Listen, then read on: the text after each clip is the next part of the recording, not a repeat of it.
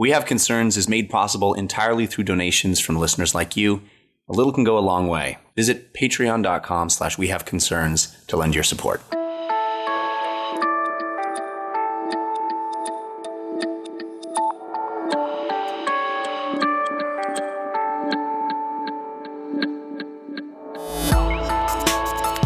I always pictured in my head doing these really ornate, beautiful Fabergé-style Easter eggs when I was a kid, and then it was just like a splotch of Paz dye and an applique of a bunny. But you could do the cool half and half where you like hold it halfway and then you flip it over and you hold it in a different color halfway. And kids are so easily amused now that I think back on it.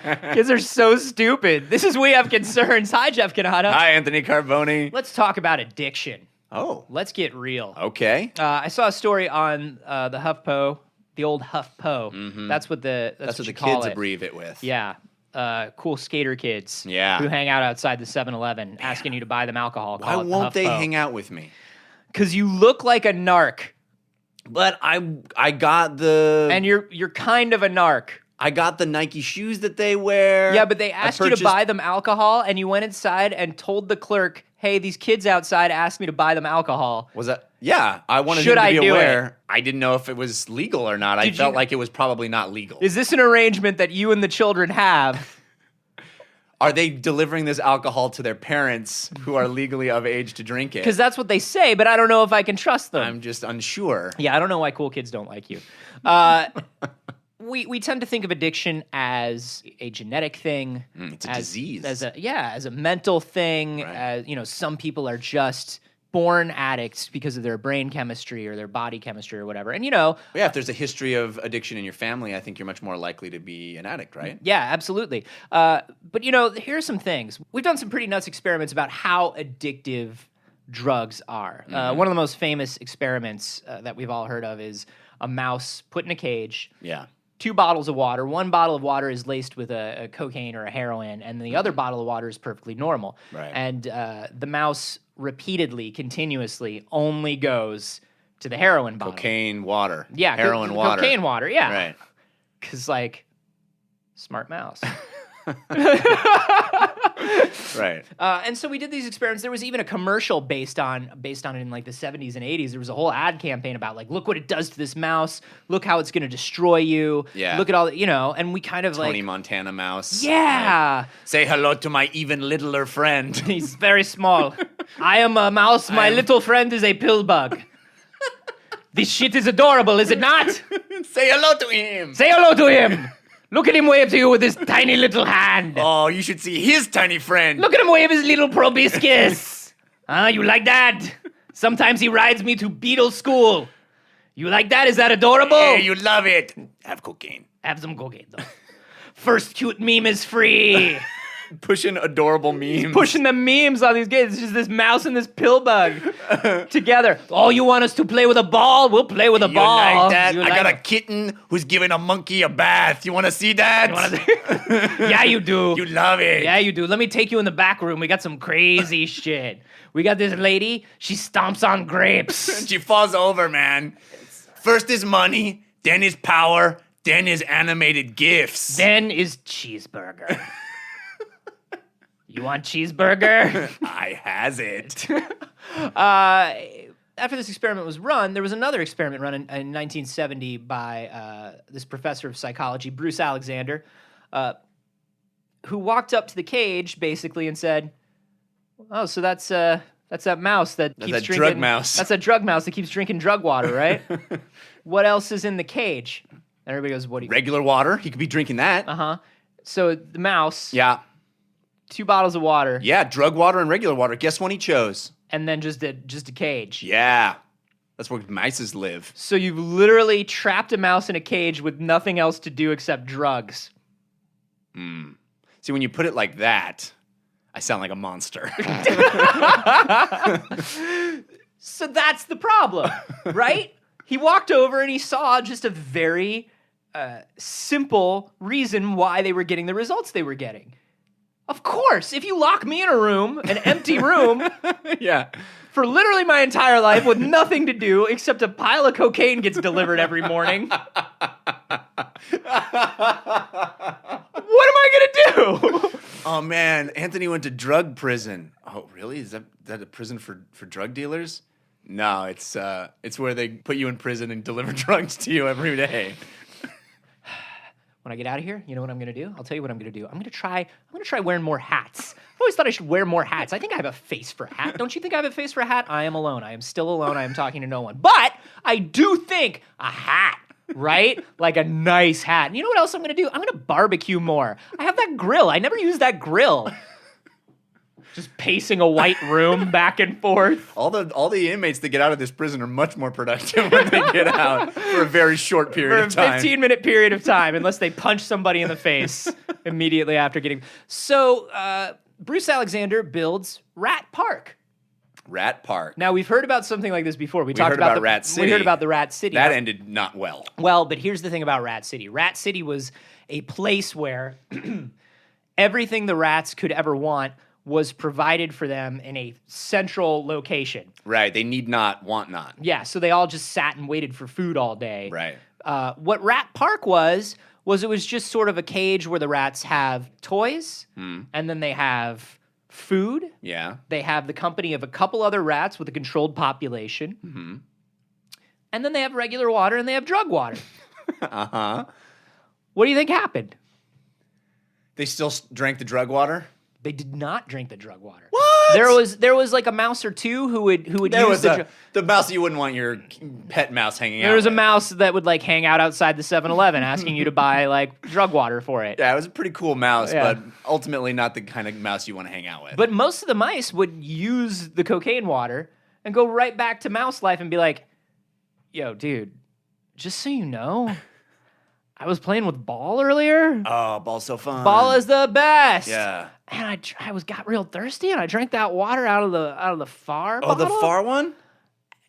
and I got real jittery, man. And then you like all right? I got real tired, Yeah? and I couldn't play with Ball for the rest of the day, and I had the whole day planned just to play Ball. Yeah, I thought your eyes were looking a little buggy. I mean, more than normal. I fell real behind in Ball. How can we tell when we have bloodshot eyes? By the way, as rats, It's tough.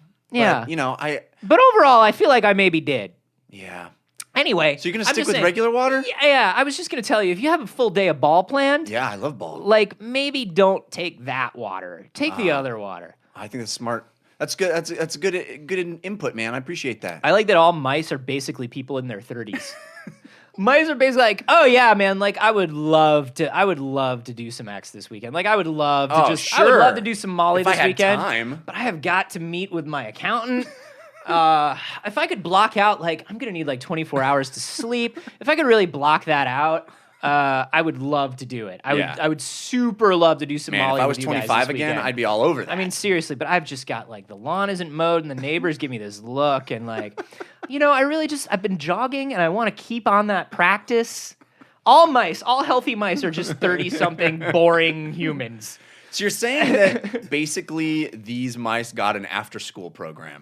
Basically, what happened is It's like proof that after-school programs work to keep kids off drugs. Like, give them an activity. Give them something to do that's fun, and they won't exactly do drugs. Environment and good life are the main thing that keep people from doing drugs. Which, like, man, I think anybody could have told you that.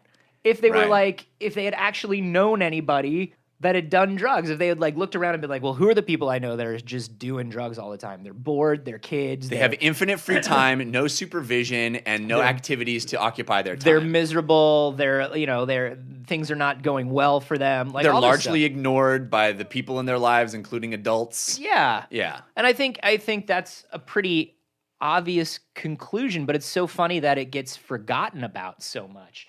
That's why this shit works when they introduce just like go play basketball and it's organized and there's a place for kids to congregate. It's not like, oh, they need, they need something crazy to prevent people from selling drugs to them. Yeah. They just have something else to do. So a human example of this that's in the article is 20% of U.S. soldiers in Vietnam became addicted to heroin. If you were in Vietnam, you were basically just like doing H. Right. We've seen movies. They were in the shit. They were in the shit. I've never been to Vietnam. I've seen a lot of scary Vietnam movies. Yeah. I saw a hilarious, heartwarming one with Robin Williams, but I think that was the exception and not the rule.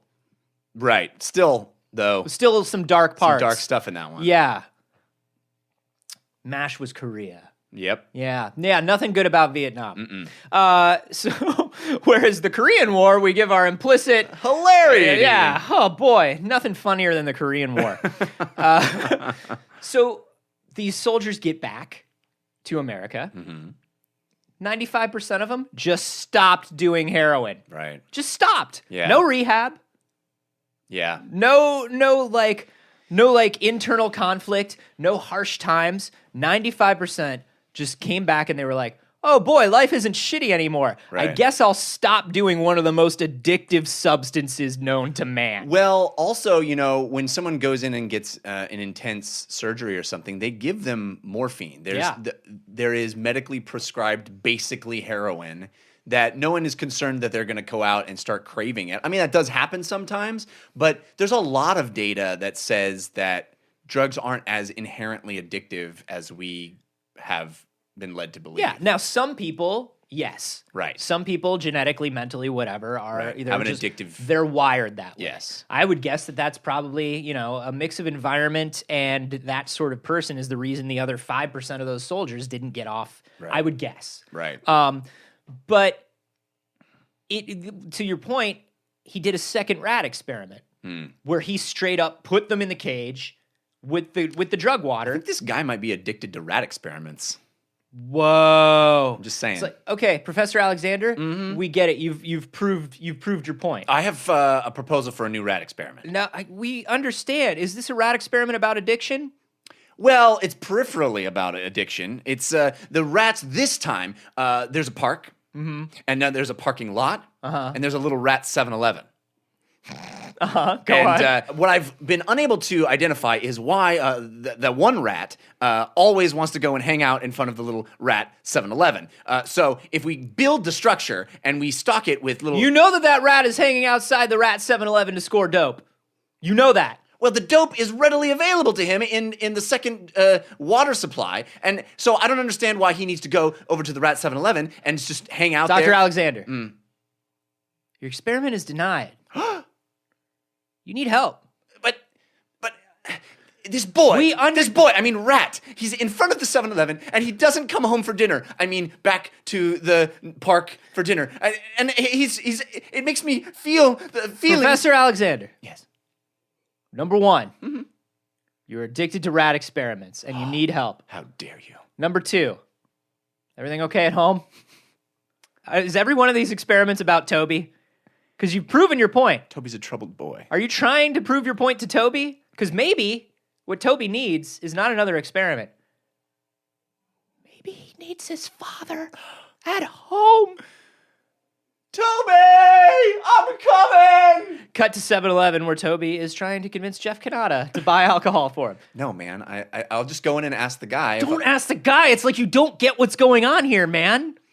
But you want to get it for your dad, who is a medical doctor and doesn't have time to go get his alcohol. I'm happy to get it for you. He's really busy and just, go get it for I me. just want but to make sure you don't that need to make sure with the guy. You don't need to make...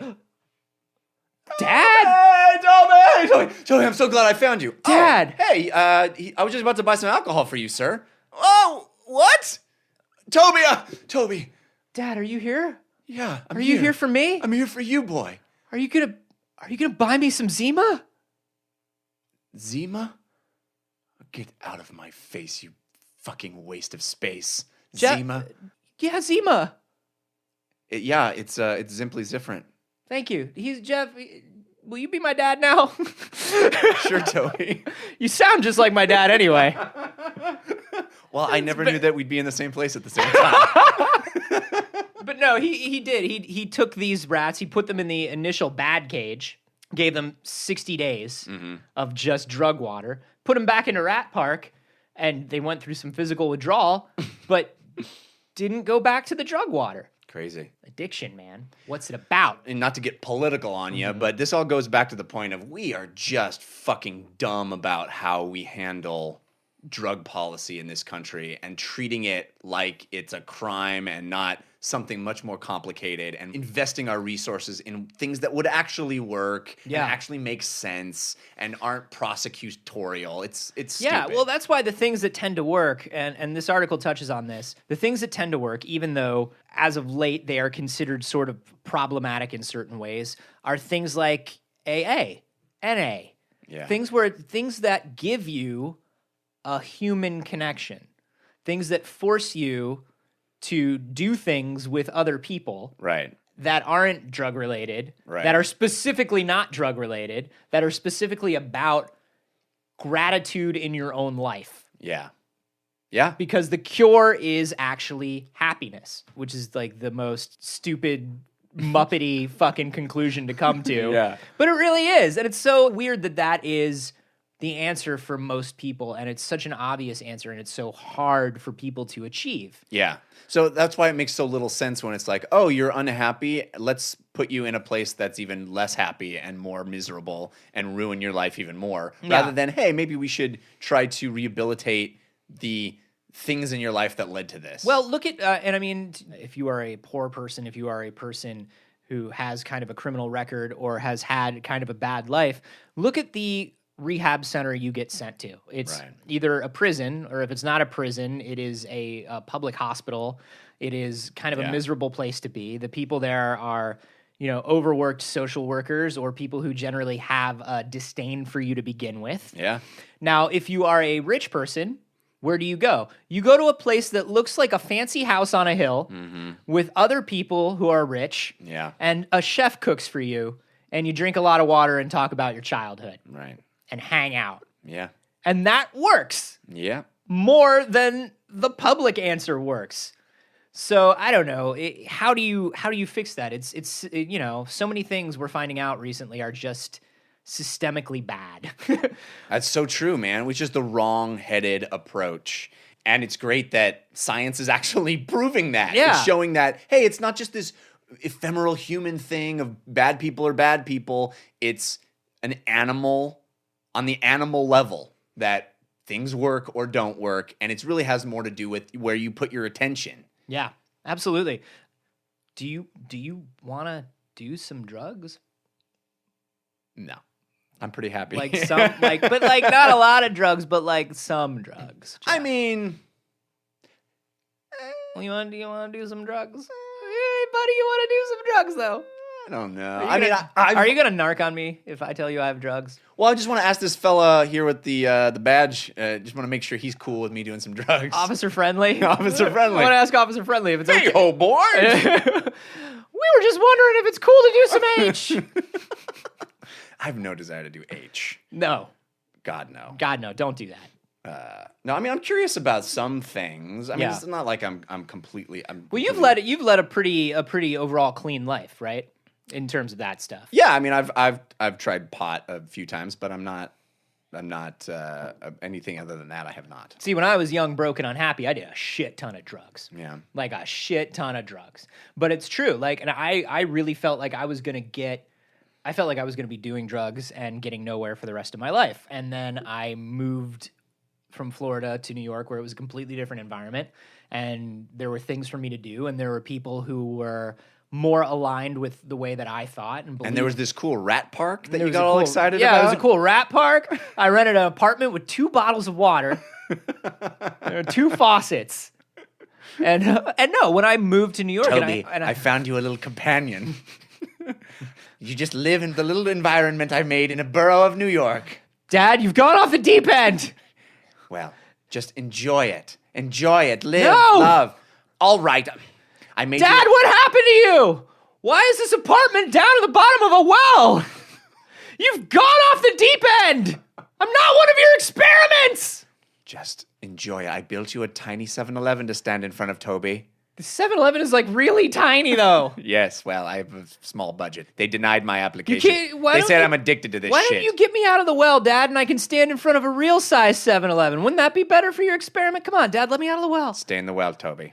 Stay in the well. I give you a companion. Enjoy it. He is an adorable little pill bug. Look at him wave. Say hello to your little friend. But no, I do feel like, running away is not always an answer. But if you are genuinely in an unsupportive environment and you're not getting the results you want out of your life, whether it's making you do drugs, whether it's you can't get where you want in your career, you don't seem to like have the support group, you don't feel like you can trust the people around you, it's easier sometimes to start anew and get that better life than it is to try and dig your way out of a hole, you know? It's a mental health issue. It really is. How do you guys feel about this? Have you ever dealt with this sort of stuff in your life? Just you can let us know on Twitter. I'm at @acarboni. And I'm at Jeff Canada. You can just tweet at us with the hashtag #pillbug. And if you whoa, double meaning, I never realized it. Heyo! Pillbug. Good night.